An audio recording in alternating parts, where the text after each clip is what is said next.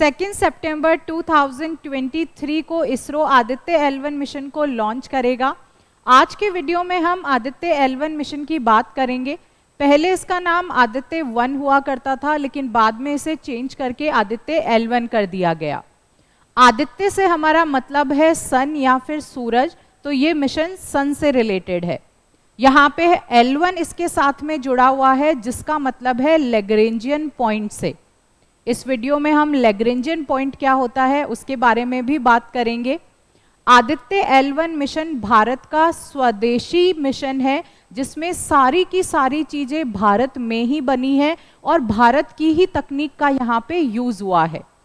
Aditya L1 mission 7 payloads को लेकर जाएगा और सन की स्टडी करेगा। जहां पे आदित्य L1 मिशन ऑर्बिट करेगा उसे हम कहते हैं लैग्रेंजियन पॉइंट। मतलब जिस पॉइंट पे आदित्य स्पेसक्राफ्ट जो है वो जाके रुकेगा, जहां पे ऑर्बिट करेगा, जिस जगह से वो सन को ऑब्जर्व करेगा और सन का डेटा इकट्ठा करेगा, उस पॉइंट को हम L1 पॉइंट कह रहे हैं या फिर हम उसे लैग्रेंजियन पॉइंट कहते हैं। लैग्रेंजियन पॉइंट से हमारा मतलब है, अगर हम यहाँ पे देखें तो this is the sun, now here we have the earth, और अर्थ के चारों तरफ यहाँ पे रिवॉल्व कर रहा है मून। ये हमारे सोलर सिस्टम में 3 बॉडीज को हमने यहाँ पे लिया है। अगर इन तीनों बॉडीज के फोर्सेस को बैलेंस करने वाले पॉइंट्स की हम बात करें तो यहाँ पे अपने पास में 5 पॉइंट है। L1 पॉइंट जो है वो कुछ यहाँ पे है। L1 पॉइंट या लैग्रेंजियन पॉइंट से हमारा मतलब है वो जगह जहां पे सन और अर्थ का फोर्स एक दूसरे को बैलेंस कर दे रहा है। मतलब अगर कोई ऑब्जेक्ट को हम L1 पॉइंट पे रखते हैं तो उसके ऊपर सन की तरफ से भी फोर्स लगेगा और उसके ऊपर अर्थ की तरफ से भी एक फोर्स लगेगा। लेकिन L1 पॉइंट वो पॉइंट है जहां पे ये दोनों फोर्सेस एक दूसरे को बैलेंस कर देते हैं, और अगर कोई भी ऑब्जेक्ट इस पॉइंट पे आता है तो वो बहुत ही आराम से यहाँ पे ऑर्बिट कर सकता है। अगर किसी वजह से वो ऑब्जेक्ट इस पॉइंट से थोड़ा सा डेविएट हो जाता है, अनस्टेबल हो जाता है, तो उस केस में with the help of fuel हम इस ऑब्जेक्ट को वापस इस पॉइंट पे लेकर जा सकते हैं। इसी के साथ जो दूसरा कारण है लैग्रेंजियन पॉइंट L1 को यहाँ पे सेलेक्ट करने का, वो ऐसा है कि क्योंकि L1 पॉइंट पे ना कोई सोलर एक्लिप्स होगा ना ही कोई लूनार एक्लिप्स होगा, इसी के साथ ये डायरेक्टली सन को यहाँ पे फेस कर रहा है, तो जो सन की स्टडीज है वो बहुत ज़्यादा इजी हो जाएगी। यहाँ से ये कंटिन्यूएशन में बिना किसी इंटरप्शन के सन का डेटा इकट्ठा करके उसको देख सकता है। तो L1 पॉइंट यहाँ पे लैग्रेंजियन पॉइंट है जहाँ फोर्सेस बैलेंस हो रहे हैं, जहाँ पे स्पेसक्राफ्ट ऑर्बिट करेगा और सन का डेटा इकट्ठा करेगा। जो आदित्य L1 मिशन है उसको अर्थ से इस लैग्रेंजियन पॉइंट L1 तक जाने में अराउंड 125 डेज का समय लगेगा। उसके बाद में L1 जो हमारा ये पॉइंट है यहाँ पे ये रहेगा और सन की स्टडी करेगा।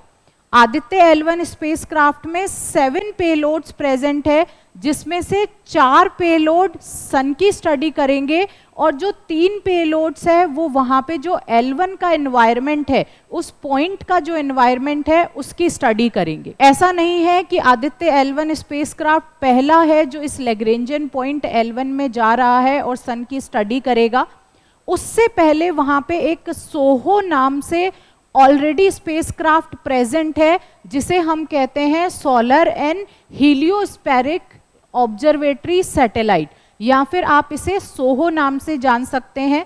ये यूरोपियन एजेंसी और नासा इन दोनों के साथ का, दोनों के कोलैबोरेशन का प्रोजेक्ट है जो सन की स्टडी कर रहा है, उसकी रिसर्च कर रहा है, और बहुत सारा डेटा काफ़ी टाइम से, अराउंड 2 डिकेड से ये डेटा यहाँ पे भेज रहा है और उसके बारे में रिसर्च चल रही है। आदित्य L1 इंडिया का पहला मिशन है, इंडिया का पूर्णतः स्वदेशी पहला मिशन है जो जा रहा है और अर्थ की स्टडी करेगा। जो स्टडी करने वाले हैं आदित्य L1 मिशन के 4 पेलोड्स, उसमें वो स्टडी करेंगे इस वाले पार्ट की जिसे हम कोरोना कहते हैं। अगर सन को हम कुछ इस तरह से लेयर्स में डिवाइड करें तो एक हमारे पास में ये आउटर मोस्ट लेयर है जिसे कोरोना कहा जाता है, उसकी स्टडी आदित्य L1 करेगा। दूसरा यहाँ पे ये जो सेकंड लेयर है जिसे हम क्रोमोस्फेयर कहते हैं, उसकी स्टडी भी 4 पेलोड्स के द्वारा की जाएगी। Then we have this third layer जिसका नाम फोटोस्फेयर है। तो इन शॉर्ट हम कह सकते हैं कोरोना, क्रोमोस्फेयर एंड फोटोस्फेयर, ये 3 लेयर्स हैं जिनकी स्टडी आदित्य L1 करने वाला है।